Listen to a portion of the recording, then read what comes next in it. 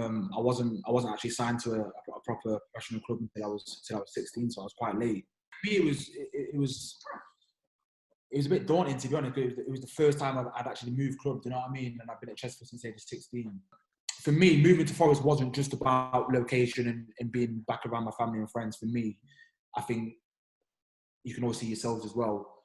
The progress the club's made. Yeah. Words can't really describe the feeling I had. I think it was just obviously loads of emotions rolled into one. Obviously, growing up, I've been watching Forest. Obviously, every chance I had, like my dad's worked at Forest for 20 odd years. Do you know what I mean? So I think as a footballer at any level, you've got to be ready for change, because we all see managers getting sacked all the time and players are coming and going. To be a part of a team which finally won, especially at home as well at the City ground, it was massive. Obviously, it was, like I said, it's another memory of what will stick with me.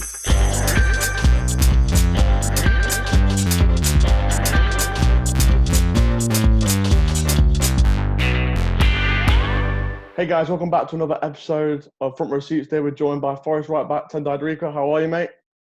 Good, thanks. How are you both? You all right? Yeah, really good. Really good. Welcome back, Owen, as always. Nice to have you, mate. As always. How are you doing? I'm good, man. I'm good. Good So let's stuff. start off at your starting career. Start before football. You're raised up in Nottingham, wasn't you? Yeah, so born in Nottingham, born and raised in West Bridgford, to be honest. So obviously close to where I'm based now. Yeah. Went to Rushcliffe Secondary School and stuff like that. So obviously I've got a strong connection with the city, and obviously all my family and friends are still here now. Fair enough. And which teams did you play for then growing up? Obviously, you obviously played Saturday and Sunday League. So which Nottingham teams did you play for? My first team I joined was Cotgrave Colts. Yeah. I can't remember how old I was. I must have been about 7 or 8 when I first started out there. And then I moved to Ruddington Colts when I was about 14. Yeah, about 13, 14. I wasn't actually signed to a proper professional club until I was 16, so I was quite late. Yeah. Well, we were going on to actually. Obviously, you signed a scholarship, didn't you, with Chesterfield? Yeah, I went to Chesterfield, and it was quite lucky, to be honest, because at the time I was just about to leave school. So yeah. I was quite lucky. Obviously, I got given the opportunity to go up there and train with them. And a week later, I was signed a scholarship, so I was quite fortunate. Yeah.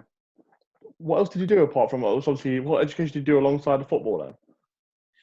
It was literally just before I was supposed to go to college. I was supposed to go to South Notts. Oh yeah. And to be honest, I didn't really know what I was gonna start doing. Like for me, I wasn't the best in school anyway, as it is over in sports. So for me, it was or just do something else. You know what I mean? And at the time, I didn't really have a big plan or a big idea of what I wanted to do. Fair. And obviously, you go to Chesterfield now. You've played 125 times for them. And what was your experience like playing for Chesterfield? Obviously, you went from 2010 to 2015, I believe, didn't you? About 5 years there. A long time. I was there from the age of obviously 16, like I told you, to obviously my early 20s. And Chesterfield gave me the opportunity to be a professional footballer. So obviously, I'm grateful for them to give me that opportunity. But I had a great time there. As a young lad, obviously, I was just training with the first team when they won the League Two. And then when I managed to break into the team, I was a part of a team that went on to win League Two. And obviously, when I left, we'd lost in the League One playoffs. So it was quite a successful time when I was there. Fair enough. And during the 2013 season, 14, you went from right winger to right back. And I didn't know that until doing some research. Well, what was the decision behind that? Was that yours or a manager's? To be honest, it's probably wasn't good enough to play on the wing anymore. It was a bit strange, to be honest. I think I had a few conversations with the manager before I really played any games, and he obviously said to me that he thought my best position would be playing right back. And I loaned to a Conference North team at the time, Hinckley United. I don't know if they're still going. I think they might have folded, but I went there as a right back, played a few games, and then there was an injury to someone in the Chesterfield first team, and then I got recalled, and then I started from there really. Just to jump back to obviously, like you said, you were quite late signing for Chesterfield. Obviously, playing for Ruddington for so long. How did you find the jump up from that sort of level straight into Chesterfield once you left school? To be honest, I didn't really find it too difficult at the time. I think there was obviously technically better players than me. Had better coaching and stuff like that. But for me, it was the opportunity just to be a footballer and just take my chance, really. So yeah, you kind of relished it. Yeah, so it wasn't really a case of how good are you. It was more of a case of how much do you want it. like Yeah. mentality I went in there with. So every training session, it was sort of just work harder than the person next to you and the rest of the squad, and thankfully it paid off. And what was like the biggest challenge for you going from an attacker to a defender? Because it's a complete mental switch. Like, what was the biggest challenge for you? Yeah, I mean, back then when I was playing on the wing, I was literally just grafting up and down. Really, like I said, I wasn't the best technically gifted anyway, so it was more in a 4-4-2 sort of system. Yeah. Up and down the wing, but of course, I had a lot of different aspects of the game to learn. Like naturally, the first and foremost. So I just took it on board, all the advice from teammates and coaches and things like that, and there I am today as a right. Fair enough. And there was, in 2013, there was reports, I don't know if these are true, but that Man United came looking at you. Is there any truth behind that reports or not? I think, obviously, there's a few whispers going around at the time that I think Moyes had just took the job, or just before he took the job. I don't know how concrete it was, or... Yeah. But, I've seen all the rumours and things like that, but at the time, it wasn't really something that I focused on too much. Obviously, I was just a young lad learning the game, so I just tried to not let it affect me, and I just carried on playing Chesterfield. Fair enough. Obviously, 2015, you won Player of the Season and Players Player of the Season at Chesterfield. How was that? What was that like winning them 2 awards? No, it was good. It was obviously a massive honour for myself. It was funny because we actually we got to League One playoffs and we lost against Preston in the semis, so it was a bit disappointing like that. But to obviously get like players awards and managers player and fans and stuff like that, it's obviously nice to see that other people obviously appreciate what I did that season. So obviously it was And obviously after that season, great year you had, you earned a move to Burnley. What was the feeling like, obviously joining a new club like Burnley, who I believe were in the Prem at that point, or Championship? they just got relegated from the Prem. Fair. So was it like taking a step up, but also leaving a club like you said that you've been with for 5 years or more? Yeah, for me it was a bit daunting, to be honest. It was the first time I'd actually moved club. Do you know what I mean? And I've been at Chesterfield since age 16. Yeah. Watching Burnley, I used to watch them on Match of the Day. It was sort of like I had that mentality. Do you know what I mean? That these were players I was watching like in Premier League games and stuff like that. I felt like I was ready to leave Chesterfield. I was actually quite far down the line of I was supposed to sign for Preston. I don't know if you've read. No, I'm not. Didn't come up more. I was supposed to sign for Preston, and then I literally got a phone call from Burnley, and obviously I went to speak to. I didn't know that.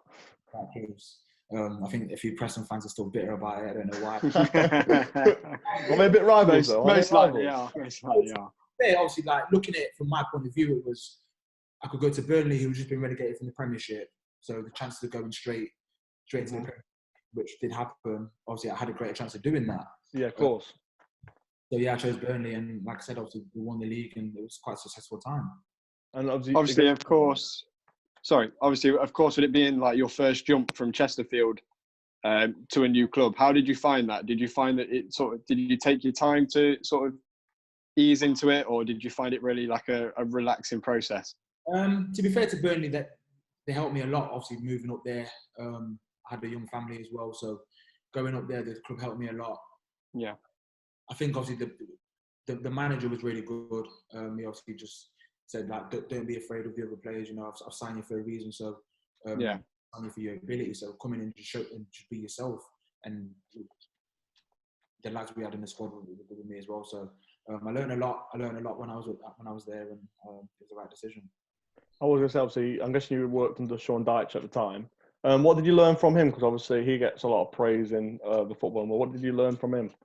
Yeah, I think working with him one-to-one every day, I think just the details he puts into his teams for every game, especially from the defensive side of the game, it was massive for me. Obviously, I hadn't players of certain quality for all my career, so to go into that division and obviously learn so quickly,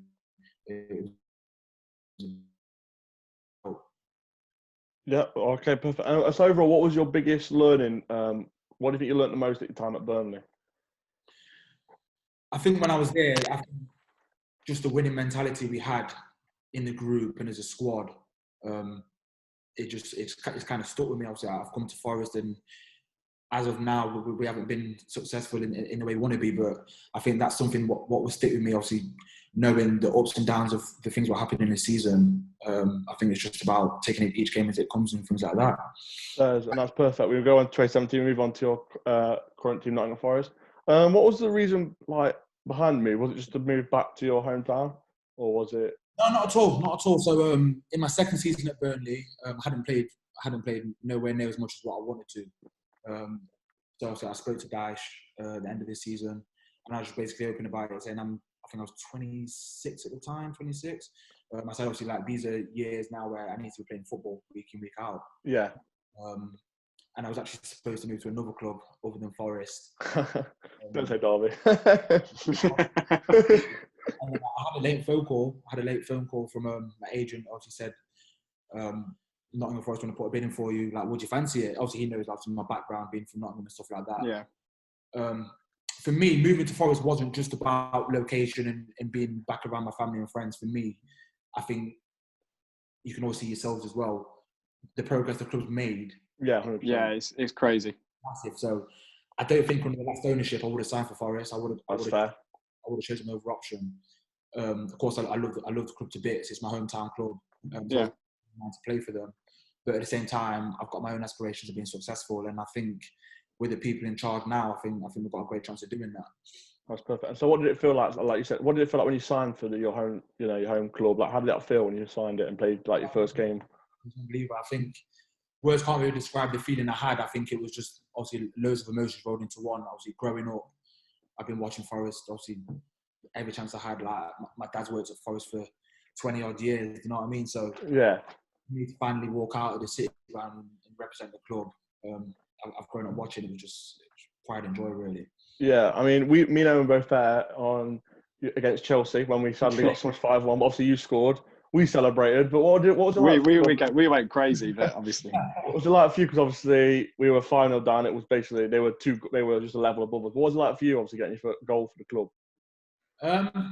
I think any goal you score as a professional or any level of football, I think it's special. But to do it for a club you've grew up watching, as well. Obviously, the result wasn't the result we wanted, of course. But to score a goal in the Forest shirt is something that I'll remember for the rest of my life. Yeah, I remember it one. So obviously you played with 4 different managers at Forest. What's it like for a player like you to adapt? Obviously, each 4 of them have different styles, completely different ways to play. What's it like for you to adapt to a new manager? Like, how do you adapt yourself? I think you've got to be professional. I think every manager wants to implement his own style and his own tactics and just the way he wants to do things day to day as well, like in and around the training ground. And you might have different match day routines and things like that. But I think as a footballer at any level, you've got to be ready for change because we all see managers getting sacked all the time and players are coming and going. You've just got to be ready for anything what's thrown at you, really. Fair enough. And then we go to last January when we obviously played Derby at home and we won 1-0 under Martin O'Neill. I think one of our favourite moments of watching you was when you and Ryan Yates managed to rattle a few Derby fans at the end of at full time. What was it like for you as being a local lad winning your first East Midlands derby? It was a funny thing actually because the season before, my first season, going into the first derby game, I actually got taken out of the team for that game. So I spoke to the manager and I was gutted, like. Yeah, of course. It's like you've got a personal thing with Derby and things like that being from Nottingham, so that kind of hurt me a bit. And then I played the one at the back end of the season, but to play them and beat them when obviously recent years we've not had the best record against. No, them. we haven't. No. To be a part of a team which finally won, especially at home as well at the City ground, it was massive. Obviously, it was, like I said, it's another memory of what will stick with me. And hopefully we can continue to beat them in the next. Yeah, agreed. There's some good videos at the final whistle when you and Yates. So a good one. The best. Owen, don't you want to take over now and talk about what you were going to talk about? Yeah. So obviously we've had this serious injury. Obviously your recovery has been fantastic. I think everyone's supporting you through that, and I think it's fair to say that the club have been fantastic in terms of your rehabilitation. Just to go back though, obviously to sort of the start of the injury, what was your first initial thoughts? Obviously, being a big injury, how did you sort of take that on board initially? Yeah, it was horrible. It was a hard thing to deal with because it was off the back of a good summer. Obviously, I played for Zimbabwe in the African Nations tournament. Yeah. And then we had the manager change. Obviously, O'Neill got sacked, and we had a new manager. I wasn't in the country at the time. I spoke to the club, and they offered me another 7 to 10 days rest, obviously, because I've been away all summer. Yeah. And me being me, I wanted to come back early and try and impress the manager. So when I came back, obviously, I didn't really play too many games in pre-season, and obviously I spoke to him about that. He said, "Oh, we're trying to just save you, and we don't want to burn you out." But when obviously it was the week before the start of the season, it was horrible. It was horrible. Obviously, like as it's happened, like I sort of knew in my head I did it, but I had days to get the scan, but just because of the date it fell on. But it's the first time in my career I've really had a serious injury, and just the emotions, man, it was horrible. Like a few tears and stuff like that. It was of course. Yeah, obviously the club have been brilliant with me. They looked after me, and I'm just about fit now and ready. Yeah, I mean, I think like I said, it's fair to say that the club have been fantastic. What kind of specifics stood out for you, sort of giving you the confidence through the rehab? You know, were they sending you to specialists and specialist rehab techniques? Like, what was the kind of process behind that? Was it very sort of one-to-one, or was it very like, okay, we're going to send you to these guys and they're going to have a look and that kind of thing? Yeah, as soon as I had the injury and the results came back, I spoke to obviously all the medical department, and they gave me a few options of what they thought I should do or what I wanted to do. So I had a lot of options, which is obviously better. Some options are better than one. Yeah, perfect. Yeah, I chose what I did, and I think that was the best option for me at the time. I stayed away from the club for probably about a month, and then literally from then on, I was just grafting to get back. Yeah, of course.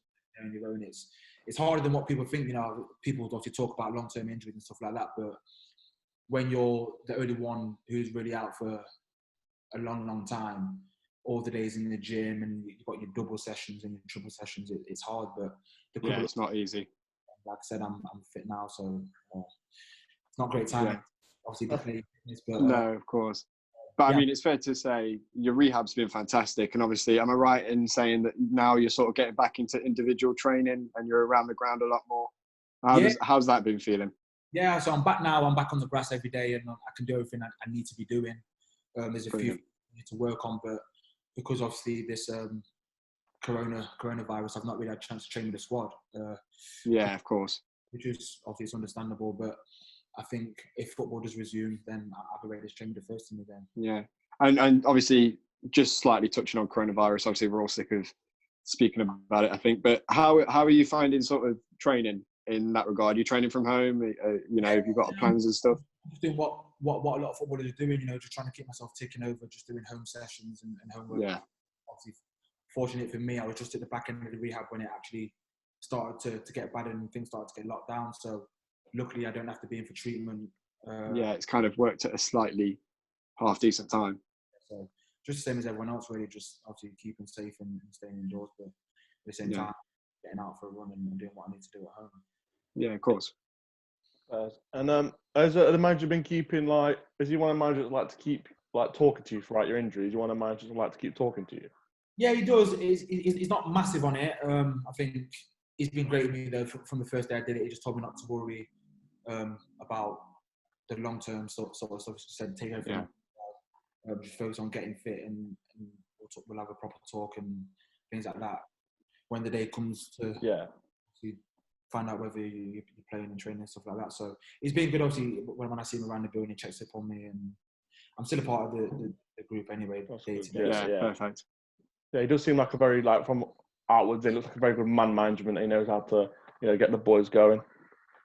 But yeah, he's class. He's obviously before he came, I never heard of him. No one did. No, we're on the same boat. I think for what he's done in a short space of time, it's a credit to himself, and for many years. So, are you any more questions before we go to quick fire or not? We're all good. No, I'm good. Let's fire away. So we're going to do some quick fire questions about the squad, your current teammates, and you can just tell us what you think. So who, apart from you, like you said earlier, who's the best dressed in the club? Yeah. Get that one there first. Apart from me, the best dressed. Cashy's got a bit. Yeah. He wears the same sort of stuff I'd wear. Have you given him any stick about the TikTok recently or not? To be honest, I do play COD with Kashi a bit, and I'm onto him a bit. Yeah, Kashi. To be fair, got a few in there, got a few different ones. John Bostock's quite open with what he wears. Yeah. Ben Watson's always quite smart, and obviously he's experienced. So, Suited and booted. I'll probably say Kashi though. Nice. Who's the worst dressed, do you think? Oof, the worst. Put the pressure on. I'm about to cane a few people. Johan, he's different. He's not mad. He's not mad to see, but I'll probably have to go for Johan. He's a top guy. So let's say it's match day or changing rooms. Who's the DJ in the group? Who's like the ones with the best music? The DJ. Obviously, I've not been in there as much as what I'd like to this season, but every time I've gone in to take a good look to the boys, it's normally Kashi at the minute controlling it. Yeah. But he's got a bit, to be fair. Same sort of stuff as what I listen to. So. Who do you think has the worst taste music? Would you say, or not your taste music? Let's say, like not your taste. Obviously, we've got quite a multicultural dressing room. So obviously, the Portuguese lads and the French boys. I don't mind a bit of French rap, to be fair, but probably some of the Portuguese music I wouldn't really listen to it. You know what I mean? I think I saw a interview who said the same thing. I said the same thing. Who's the best dancer in the group? Best dancer. To be fair, I've seen John Bostock throw a few moves out there. Oh, dark horse. Yeah. He has got a bit. I'm trying to think where we've been out. Yeah, I'm going to say John. Fairs. Who's the worst dancer? Worst. A few might try to say me, but they're wrong. Every time we've been out, I normally just see Grabs just sat there chilling. I don't know if you know. I can imagine that. He's not one for a big celebration. No, so it kind of makes sense, wouldn't it? It's quite relaxed. I don't know if he dance or if he doesn't want to dance, but I have to say Grab. Fair enough. What's I gonna say? Well, who's the comedian or the prankster in the group then?